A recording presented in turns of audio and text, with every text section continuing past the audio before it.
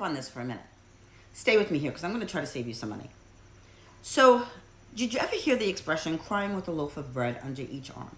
It was my mother's favorite expression, and she used to wield it at her younger sister who lived in luxury and complained she never had any money. So maybe you know that person. It's the person who walks around with designer bags, spends ridiculous amount of money on sneakers, has designer shoes, eats out for lunch every day, and then complains they don't have any money, they don't make enough. We all know that person. Me personally, I never buy lunch.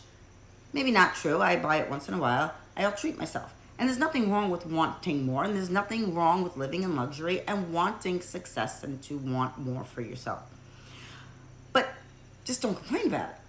So let's save you money if you don't buy lunch every day. Considering where you live, lunch could cost approximately $12 a day. Now, if you paid for that, that costs about, for 5 days a week, $60 a week. Let's say you make your lunch and it costs about $3.50 a day, which turns out to be $17.50 per week. And again, that depends on where you live, your cost of groceries, and what you're actually bringing for lunch. But let's say on average, that's what it is. That's $42.50 a week you are saving, not buying lunch out. $42.50 a week turns out to be approximately 5 days a week for about 4 weeks of the month, $170 a month.